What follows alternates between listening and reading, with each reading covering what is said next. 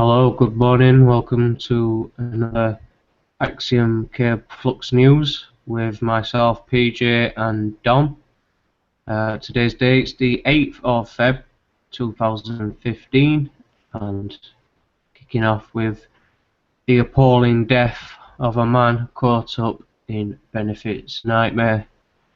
This is an article originally released on Axiom by Andy several days ago now.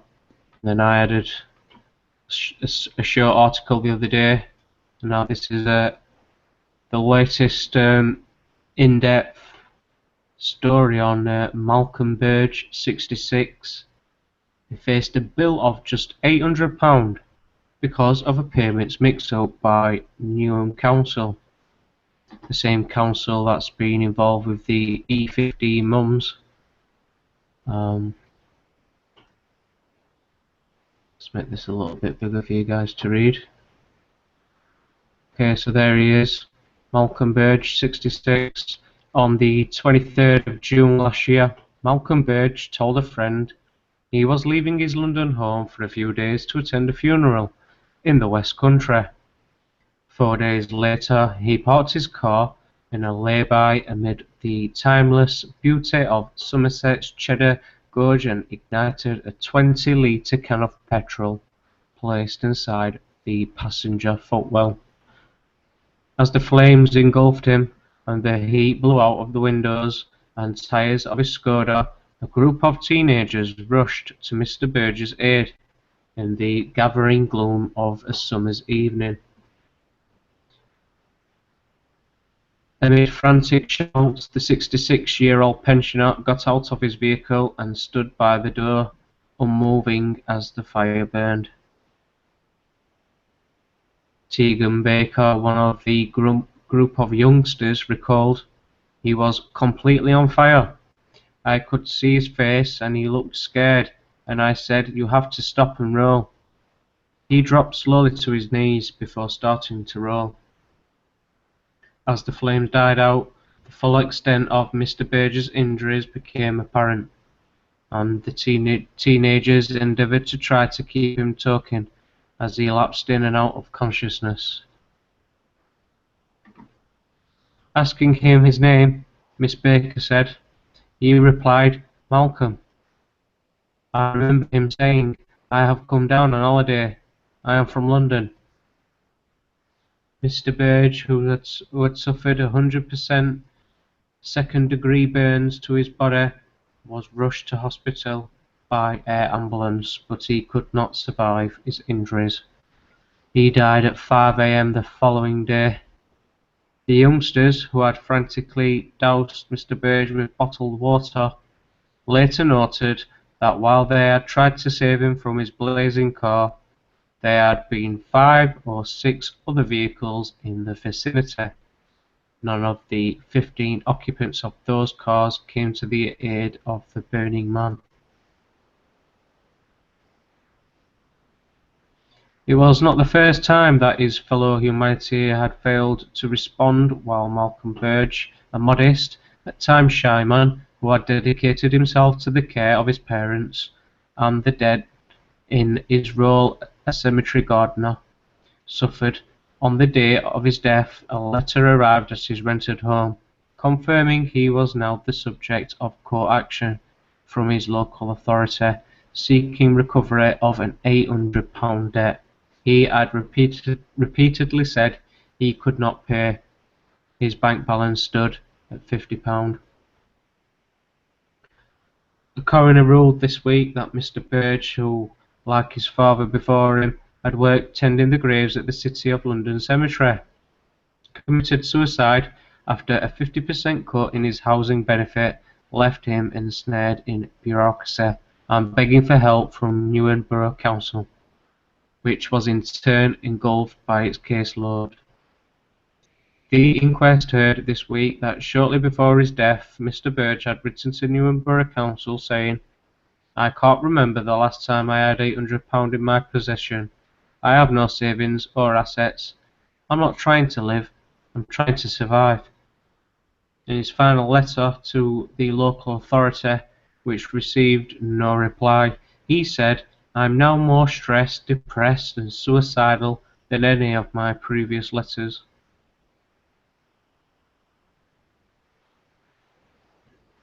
After receiving 10 separate demands for payment, Mr. Burge wrestled with a Kafkaesque telephone system which kept him on hold until an automated voice told him to consult a website he had no idea to access, with legal threats gathering and seemingly caught in a bureaucratic limbo. The gardener, who had at times battled depression in his life, took the decision to drive himself to a much-loved location and take his life in the most harrowing circumstances. His nephew, Paul Higden, told The Independent, "My uncle was the kind of man who wrote his correspondence by hand. He used carbon paper to make copies. He told Newham he was feeling stressed and suicidal. What he received in return were pro forma letters or silence." Clearly, he wasn't capable of using the internet or navigating phone systems. We have moved into a digital age, but in so doing we have left a lot of people behind.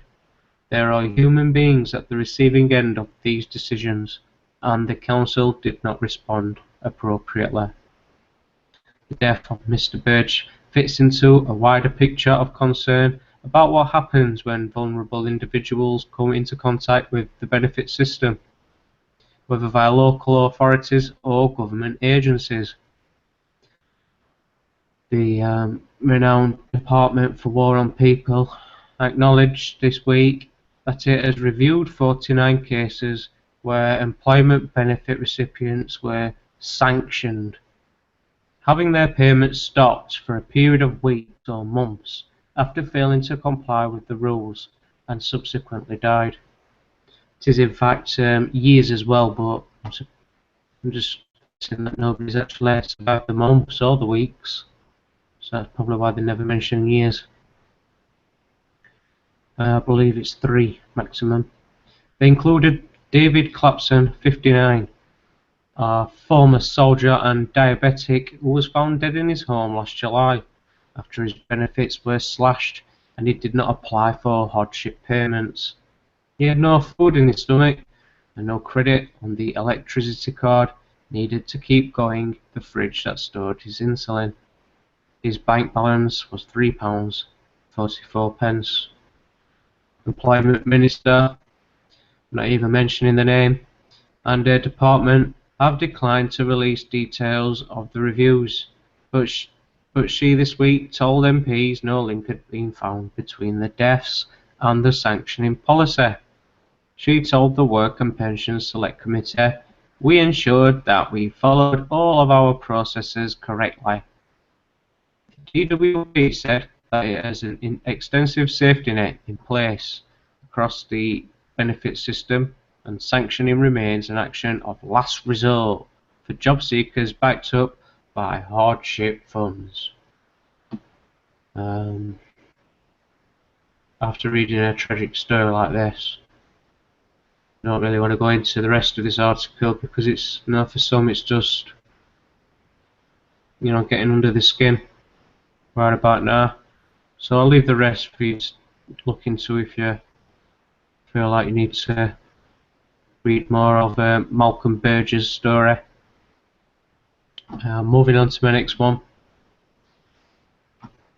Policeman under investigation in Rotherham sex abuse scandal, hit by a car and dies. A serving police officer at the centre of an undercover investigation into the Rotherham child sex abuse scandal has died after being hit by a car. PC Hassan Ali, 44, was under investigation by the Independent Police Complaints Commission after it was alleged he twice asked a victim out on a date.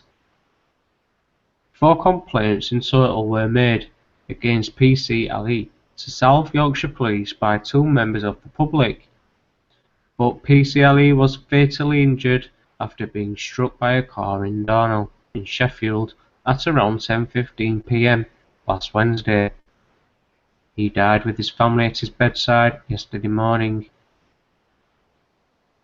His death comes just 2 days after a bombshell report branded Rotherham Council in denial over the abuse of up to 2,000 young girls over a 16-year period, predominantly by members of the Pakistani community.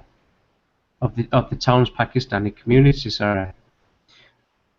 Police, who have made no arrests, say they are not treating his death as suspicious, and a source said they believe it was a tragic accident. Okay, so there you go. Policeman who was under investigation was done it by a car. He's unfortunately no longer with us, and the police are not classing it suspicious, and apparently they believe it was a tragic accident. So staying into Rotherham, we've got the Nigel Farage. Protesters trap Farage in Ukip's Rotherham office. Ukip leader Nigel Farage, or Farage, was forced to abandon a public appearance in Rotherham as he was cornered in the town's Ukip office for 2 hours as protesters surrounded the building. Local Labour MP Sarah Champion accused Farage of coming to Rotherham to score a point. It's like some kind of voyeuristic tourism, she said. People in Rotherham are saying this is absolutely disgusting. We don't want you coming and trying to get elected off the back of the abuse that's been going on in this town. RT reports police told him not to leave the office, which he was due to officially open, because a crowd of 40 demonstrators were gathered on a narrow pavement outside. The Ukip leader ended up being escorted from the office by police, who held a large red umbrella over his head for protection. Protesters in the South Yorkshire town, which was the site of a widespread child sex abuse scandal, carried placards which read, "No to racism, no to bigotry, hands off Rotherham." Farage blamed the protest on trade unions, accusing them of funding undemocratic and anti-British demonstrations against his party. Local Labour MP Sarah Champion accused him of trying to capitalise on the abuse scandal ahead of the general election in May. Protesters included a mother who breastfed her child in an apartment in an apparent dig at Farage's suggestion that women should sit in the corner when breastfeeding because it makes some people uncomfortable. Demonstrator Alistair Tice of the Trade Unionist and Socialist Coalition, abbreviation is TUSC, said the protest was organised quickly in response to Farage's visit. So let's take a slight break there. If there's any questions from yourself, Dom, anything you'd like to say? So there we've got Farage in Rotherham. The policeman was under investigation, has died, and so far the appalling death of a man caught up in benefits nightmare known as Malcolm Burge, 66. Moving on. Homeless at Heathrow. Katrina Smith and her partner Alan Lane look like any other couple about to board a flight for a winter holiday. Alan's 71 and Katrina's 62.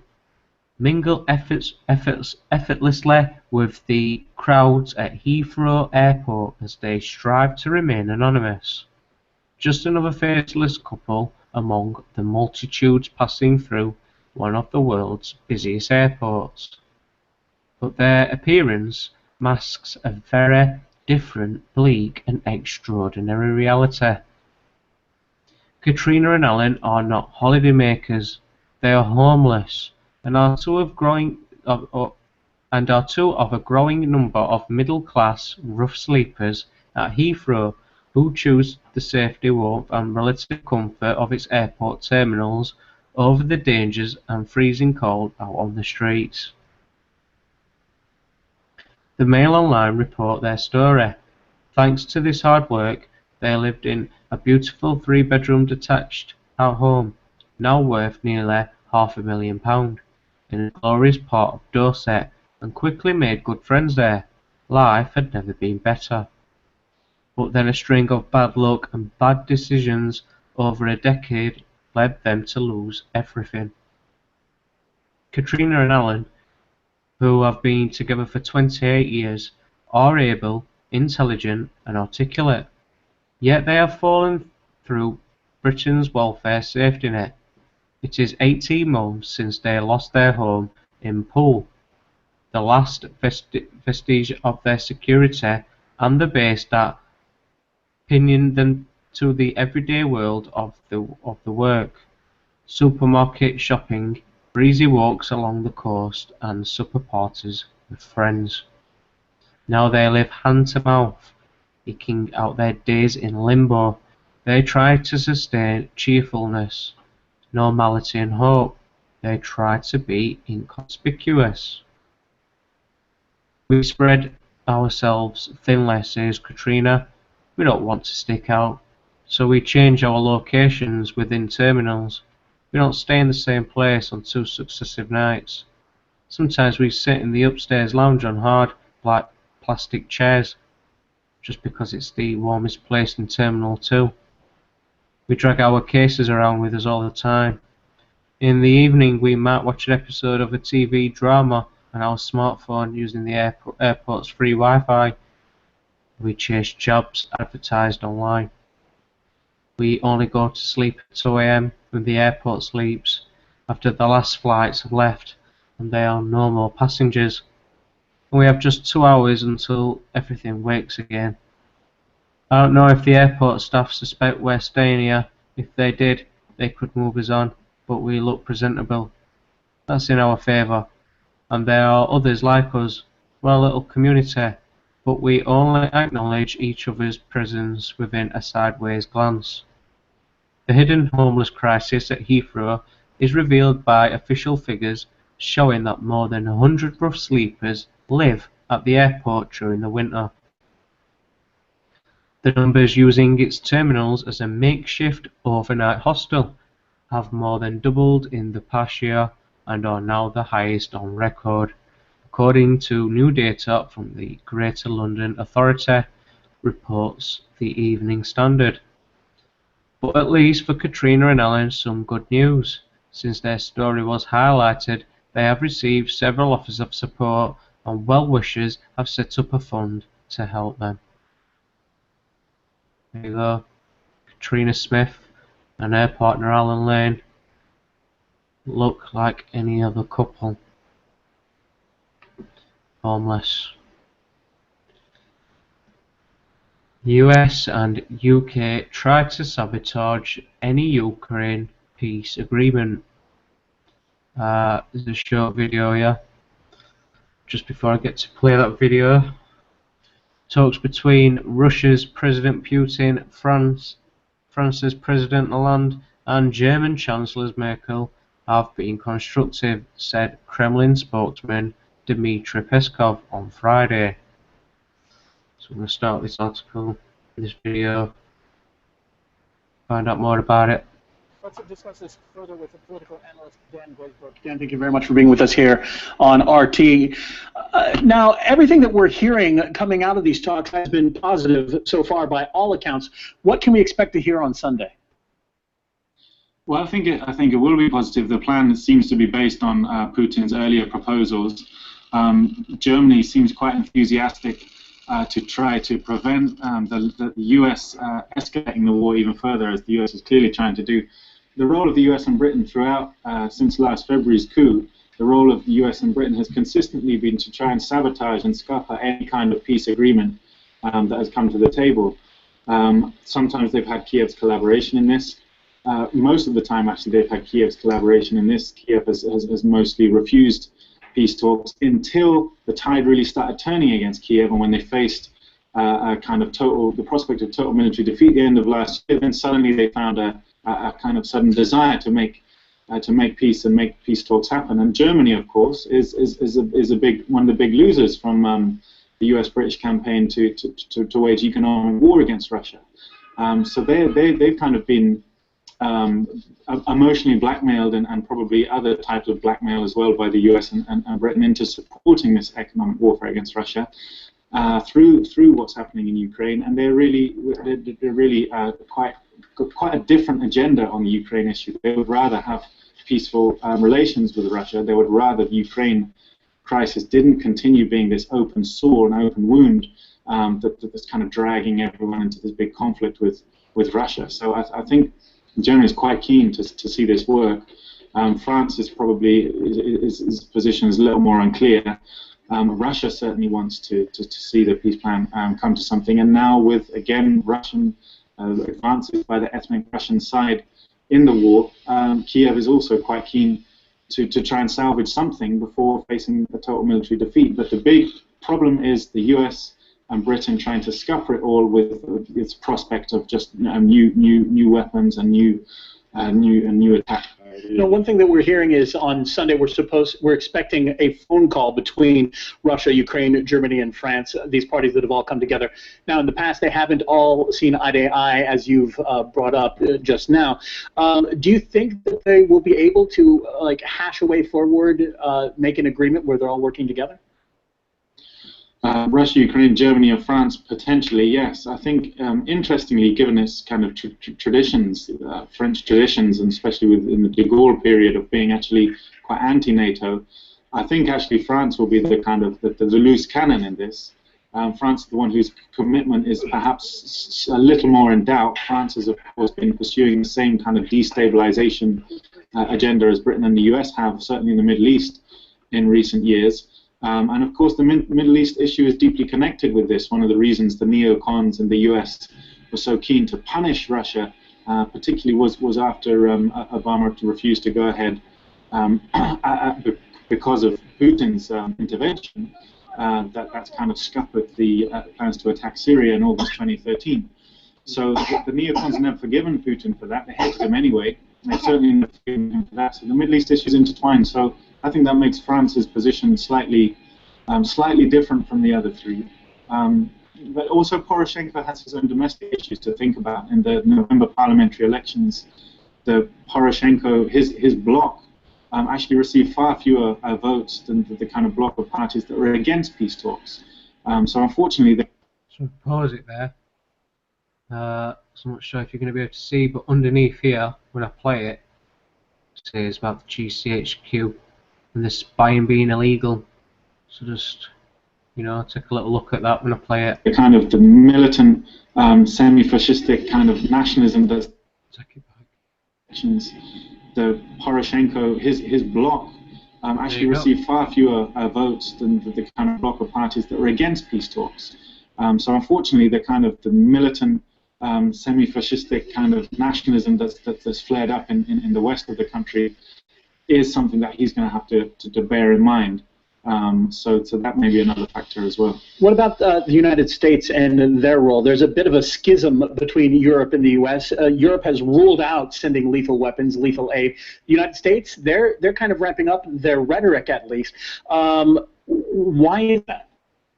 They want to scupper any chance of a peace deal. They want Ukraine to remain an open war, a means of kind of demoralizing Russia, weakening Russia, a means of keeping the Ukraine issue open as something to beat Russia over the head with, and to force their European partners to fall in line behind them in their economic war against Russia. So they want the Ukraine conflict to keep going, for the deaths to keep going. They want to escalate it. They don't want to see this peace deal happen. And as I say, consistently since the coup and before the coup last February, consistently the U.S. role has been to try and scupper and sabotage any chance of a peace agreement. This is why they formed. They supported the formation of the National Guard, which was actually integrating the fascist militias of Ukraine into the state's kind of military structure. This has been consistently their role, and that's what they're doing here. They're trying to say to the Ukrainians, you don't need to sign a peace deal. I know you're facing military defeats at the moment, but don't worry. Help is just around the corner. We're going to give you, crazy new weaponry, and you'll be able to finish them off. Don't sign anything. So they're trying to scupper and sabotage what Europe and Russia are trying to do at the moment. Yeah. So our bodies are getting shot and blown up, and dogs are eating the remains. Something needs to be done. It's definitely not that. Next article. CERN to attempt Big Bang in March. Stephen Hawking issues warning. CERN is due to reopen the Large Hadron Collider in March on 2015 in order to recreate the Big Bang. Despite warnings from top scientists such as Stephen Hawking and Neil deGrasse Tyson, Dr. Stephen Hawking recently warned that the reactivation in March of CERN's Large Hadron Collider could pose grave dangers to our planet. The ultimate reality check, we are warned. Hawking has come straight out and said the God particle found by CERN could destroy the universe, leaving time and space collapsed as shared in the second video. Is CERN the most dangerous thing in the cosmos that could lead to the ultimate destruction of the Earth and the entire universe? Recent developments prove to us that the scientific community is no longer able to explain reality without looking at the supernatural. Will we soon learn that CERN is really the ultimate Stargate and one of the gatekeeper's most closely guarded secrets? Will this be the way man attempts to break the ultimate God barrier, an attempt to encounter demigods in an all-out rush towards the destruction of all creation? We understand they won't be releasing these secrets until they're prepared to release them. Does CERN's headquarters symbol of Shiva dancing the cosmic dance of death and destruction signal the true purpose of CERN's existence? A look at the Shiva, the Hindu god of destruction, symbology surrounding CERN's headquarters gives us the beginning of what we need to know. The men who would play God in searching for the God particle are truly going to find more than they bargained for as they open the gates of hell. We are warned by Stephen Quayle. They will find interdimensional beings who have taste for human flesh and humanity's destruction. Most scientists, in lacking an understanding of the supernatural entities that are going to confront them, are way beyond their ability to comprehend. Let another control the forces of Pandora's box that will be released. Astrophysicist Neil deGrasse Tyson has also sounded the alarm in a hypothetical manner by telling anyone who might want to blow up a planet how to do so. Is this CERN's attempt to do so by attempting to recreate the Big Bang within a man-made structure that has frightened Stephen Hawking so much? Do they know that they know that they know what they are doing? Ask yourself, how much energy is keeping it together? Neil Tyson told co-host Eugene Merman on his Startalk radio show, "Then you put more than that amount of energy into the object, it will explode." In the movie Star Wars, we see the Death Star blow up in the planet Alderaan.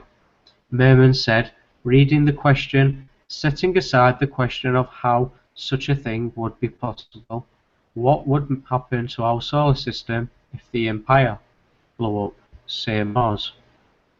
First, deGrasse Tyson said, any Imperial sympathizer looking to make that happen would have to calculate the planet's binding energy, in order to determine how much energy it would take to overcome the gravitational forces binding the planet together. Now you have a device that can pump that energy into your planet and have that planet absorb the energy, rather than have the energy come out of the other side. It will completely destroy the planet to smithereens entirely, he explained. So that's how one would go about it.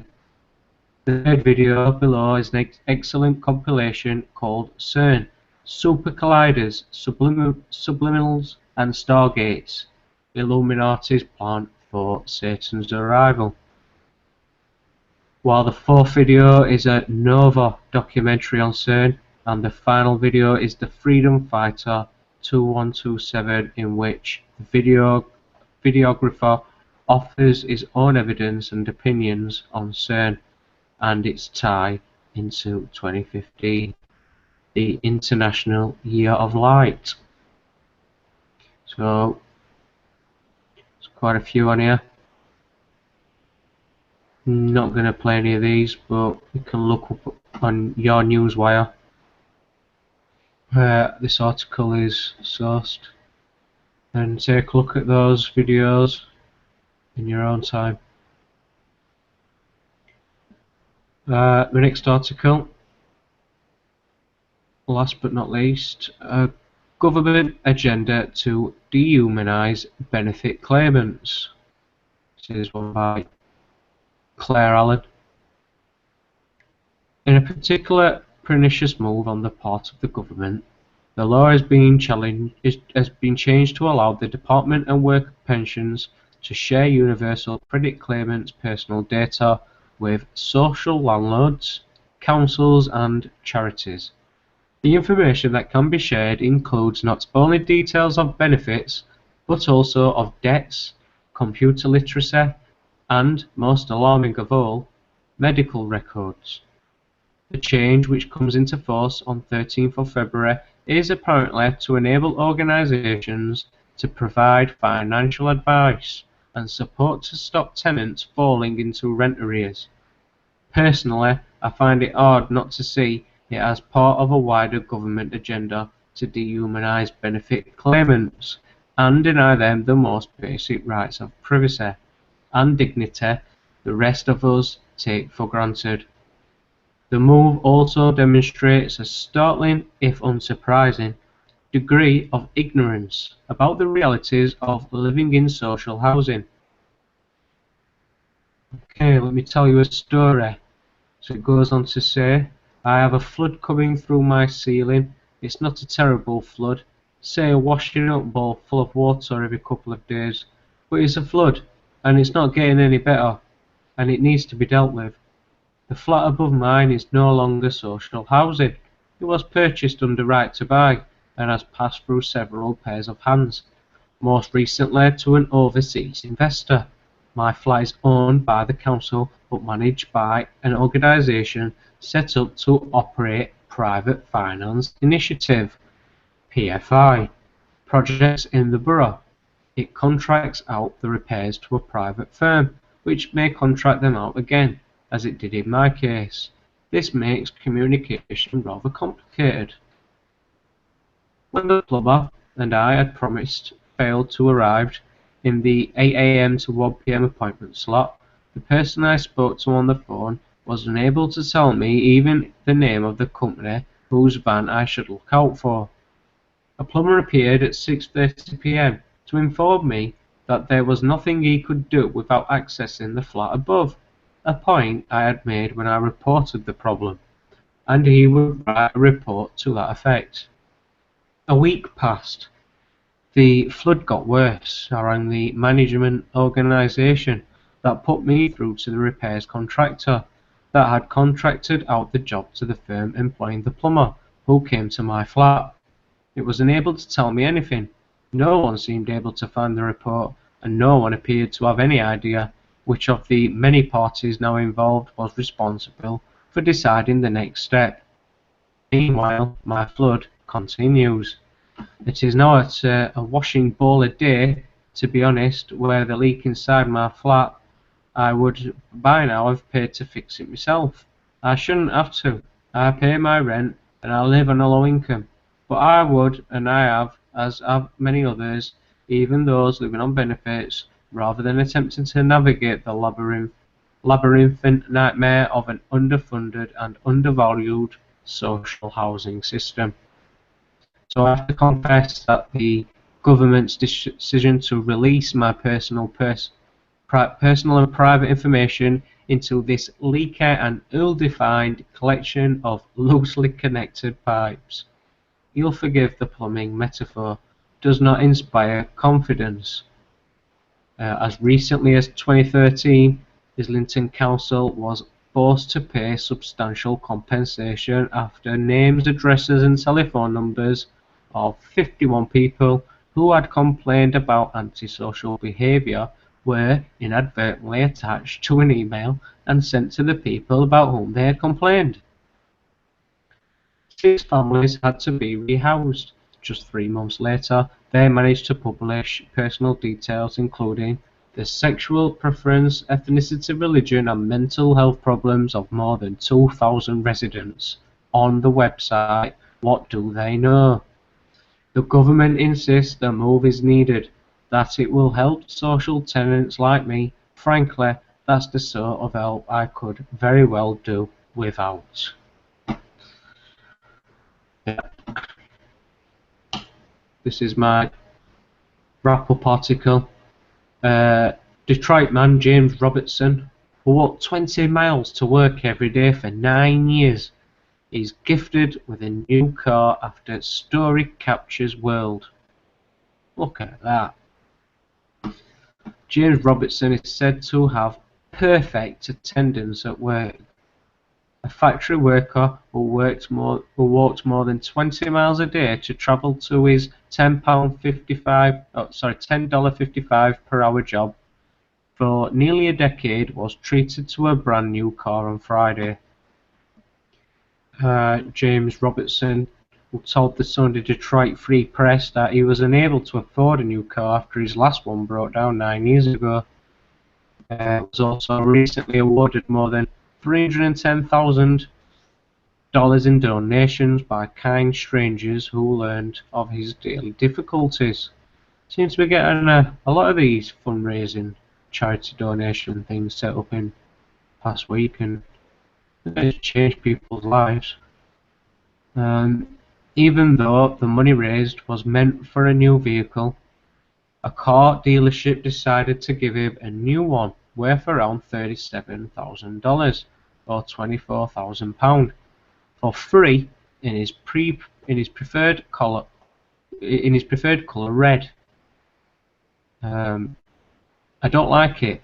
I love it, said Robertson, 56, who appeared confused yet happy as he sat behind the wheel of his 2015 red Ford Taurus. If only my parents could see me now, he added. No. Mr. Robertson touched people's hearts around the world after it was reported that he starts his commute at 8 AM for a shift at 2 PM that finishes 8 hours later. This means that he gets home at 4 AM and based on his hourly wage only gets paid around $84, approximately £55 a day before taxes. He also has perfect attendance at his job. The Sunday Detroit Free Press has reported that Mr. Robertson thought he was only going to the car dealership to look at which ones to buy and to pick up brochures with Evan Leader and Blake Pollock, who both helped coordinate the generous gift. Instead, he was greeted by reporters and a team of supporters who first learned of his marathon commute this week in a story that ran in the newspaper. Mr. Robertson takes buses into work, but has to walk more than 20 miles during the round trip because public transport does not cover the whole route.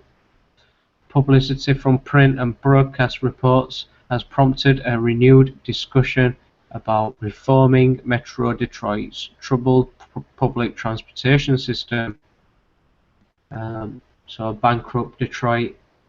Mr. Leader, 19, a student at Wayne State University, launched an online GoFundMe.com fundraiser after he read about the daily commute between Mr. Robertson's home in Detroit and the Shea Mold and Engineering Factory in the suburb of Rochester Hills.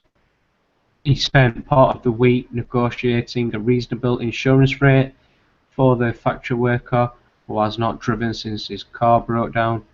Leedy told Reuters he was initially quoted a $15,000 a year premium, a quote that highlights the notoriously high insurance rates in Detroit. 15,000. Obviously, it's idea at all, isn't it? But I mean, well, we our transport system. I mean, really, anyway, you can get basically anywhere in Sheffield, can't you? With transport, yeah. They can be late. They do have a time coming late, where they're 10-15 minutes late, but it's not reliable. If you want to be punctual to work, you know, our bus systems aren't reliable, are they? No, but at least they go everywhere. Like, but he has to walk the 20 miles because they don't cover his spot. His rule. Yeah. Look at that car. Nice though. Alright, well that's my articles. Sorry I took so long with that. Over to you, Dom, if you're about ready. Yeah, ready. Well then. Well, first one's about this 60-year-old pensioner who's been allegedly beaten up by a bailiff. This is a picture, you can see his picture. That's his daughter, Julianne Duke. She's put it on a Facebook webpage, called Beatthebailiffs and the Banks. And this is a picture of him apparently beaten up. And police can't come out to see him until 4 days later. They said they'll be out in 4 days. So they're not coming straight away. He's got to wait 4 days to make a statement. 4 days? That's disgusting. Yep. 4 days? It's down in Cornwall, where it says here, this is what the local bailiff done to my 68-year-old father over a 2-year-old parking fine, and the police can't take statements until Monday. 4 days later, shame on you, Devon and Cornwall police. They're all the same now. It's emerging. Apparently, the bailiff what's done this is from Rosendale's. Mm. If we switch here, they say are proud to be professionals. Oh wow, yeah. It's he's not professional in what they've done to this man. I mean, it's not like this man. It started first. I mean, it looks vulnerable. They get involved in illegal evictions. If you look on here, what's this? This looks like a foot stamp on his head here. Oh. Where he fell on the floor and they stamped him on the head. Quite possibly. Well, dear, yeah, it looks like a big bruise. Because that's the only way that could get on there. It looks like a little footprint. Beating there, punching his eye there, punching his eye there. So we'll see what happens to this. I mean, there's some comments here. Oh my God, this is terrible, disgusting bullies. Anyone else would have been locked up. What are the police waiting for? Get the national press involved. Yeah.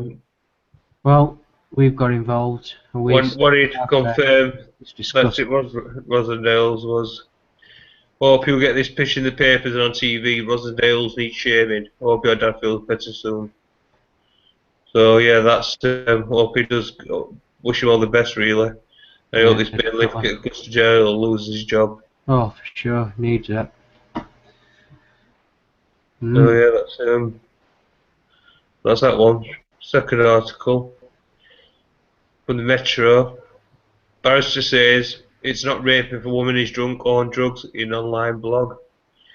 This is a picture of him, David Osborne, whose comments were branded vile.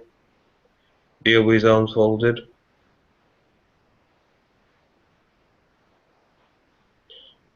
David Osborne made the claim on his website in a blog he has called "She Was Gagging for It."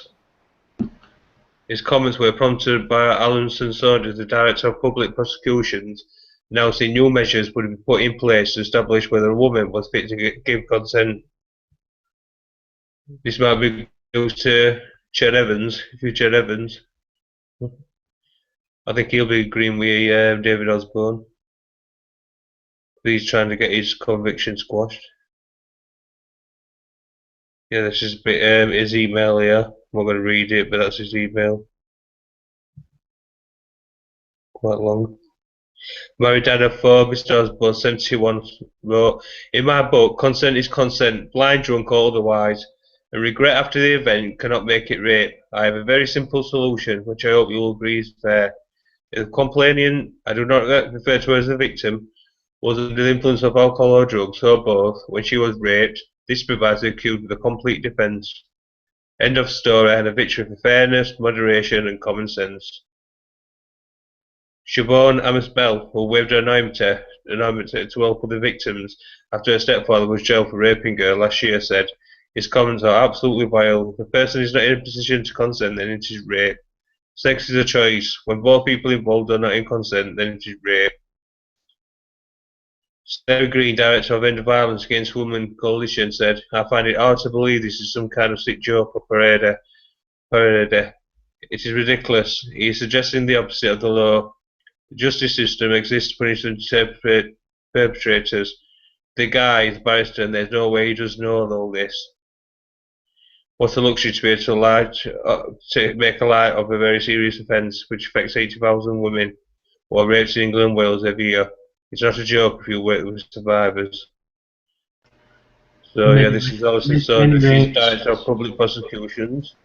She's blasted him. Blasted Osborne. Yeah. So probably thinking about what he says next. I think so. Moving on then. Man 61 caught having sex with pet chihuahua on CCTV. This is him if you know him. If you recognise him. Manuel Raymond Gonzalez, who has admitted the crime.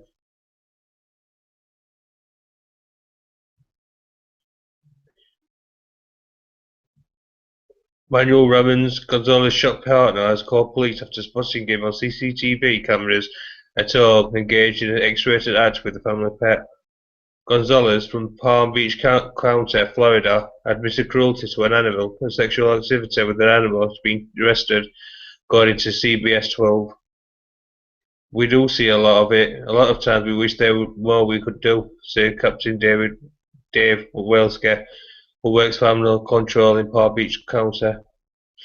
He added, "If it doesn't make sense why people do things like that, it's really unexplainable from my perspective. There's no reason to justify something like that."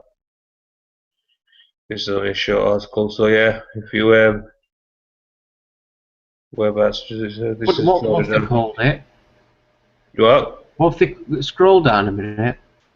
What have they called it? They called sexual activity with an animal. So Yeah. that's bestiality, isn't it? Yeah, bestiality already, so. Yeah. Yeah, this is him. Yeah, right, yep. There's a video here. It's called "Disgusting Video Shows Huge Worm Emerging from Spider." It's actually got it's a couple of years old on YouTube, this video actually. It was put on about 2 years ago, but it's just coming to the news. The reaction of the camera pretty much sums it up.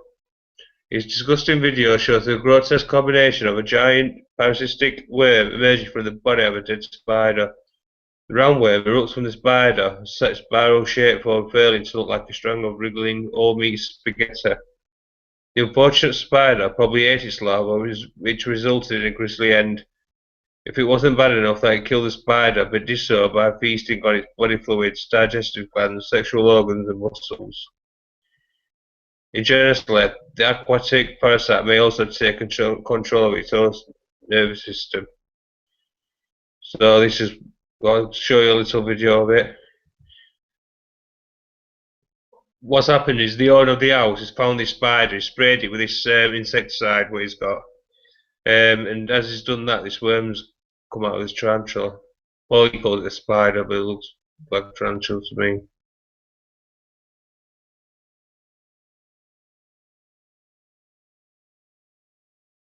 Here it's up, the spider's been sprayed, killed, and he's just watching it now coming out. He's suddenly thinking, what the hell is that? It's like something from the Thing movie.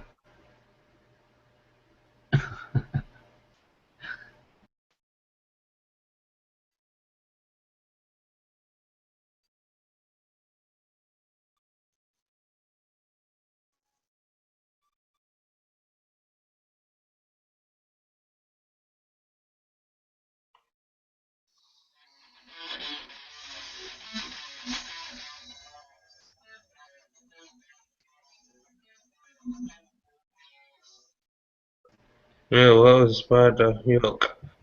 Mm. Here's some pictures here. Something. What it seems it has, the spider's ate some lava, and it's needed water to drink some water, so it's entered the house to try and find water. The man's found it, he's killed it, sprayed it, and that worm came out. So yeah, that's that one. That story. Weird. Yeah, a bit creepy, but Another one from Metro. This website lets you see X-rays of all the weird things people have stuck up their bums. This is for some X-rays here. Orange here. You see it in a strong circle. That's orange ones stuck up their bum. A pestle. Yeah. Rubber fist. Where's that rubber fist? Don't know where it is. Is it here? There you go. yeah, that looks like it. A Yeah. doctor's created a unique website which allows physicians to share and study interesting X-rays of patients and post X-rays of things people have shoved up their bums. There's like a little Facebook where they can share things, share X-rays. Some of the items are understandable. Others may take a little longer to get your head around. That's orange. Instant coffee jar. The site says its aim is to create the best available radiology reference and to make it available to you as well as your colleagues to use for free and forever. However, we suspect most people do just use it to find pictures of things stuck where they shouldn't be. Some more stuff here. A fly spray can here. Nice. Do you know what would be even better if they showed you how to? Large sex toy here. I don't know where that is. Where's that? Is that here? Yeah. Instant coffee jar. No, instant coffee jar. Well, that'd be yeah. Once you get over your childish chuckling, there's actually some interesting medical information. For example, you could learn the dangers of inserting an eggplant into your anus. As one doctor explained, the shape of the eggplant means that once its equator has passed the anal verge, it has a tendency to scoot up and away.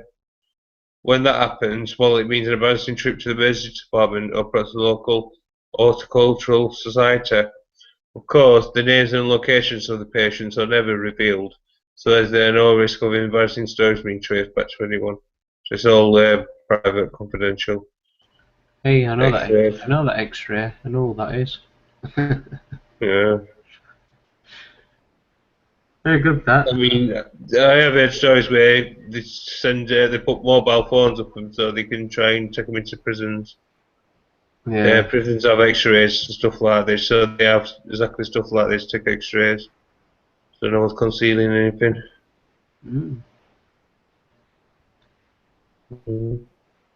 Right, yeah, that's it for today. Okay. Thanks very much, Dominic. Interesting articles. More Flux news coming forward tomorrow. We might have a special edition. Hopefully we should be having some new guest joiners in the next week coming. And don't forget, if you wanted to get involved, you can contact us at the axiomcurb.org website, and someone will get in contact with you on how you can appear on an episode of Flux News with either myself or one of the many others here on Axiom Curb. Until the next time, take care, and I look forward to bringing you some more Flux News articles in the future.